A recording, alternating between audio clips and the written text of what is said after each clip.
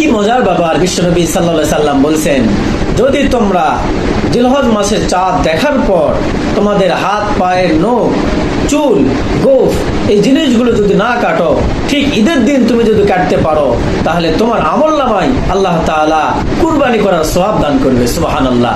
এই জন্য আমরা দেরি না করে অবশ্যই আমরা চেষ্টা করব, তাদের বিশেষ প্রয়োজন আজকে এবং কালকের ভিতরেই আমরা এই হাত পায়ের নখ এবং চুল যাদের কাটার প্রয়োজন এবং গোঁফ মোষ কাটার যাদের প্রয়োজন আমরা সবাই কেটে নিব ইনশাল্লাহ। চাঁদ দেখা মাত্রই আমরা আর কাটবো না।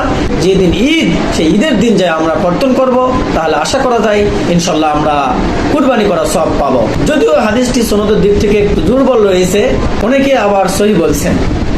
এই জন্য দেরি না করে আমরা সবাই আমলটি করার চেষ্টা করব। আর অবশ্যই বেশি বেশি এই ভিডিওটি সবার মাঝে বেশি বেশি শেয়ার দেই, যাতে করে সবাই আমলটি করতে পারে।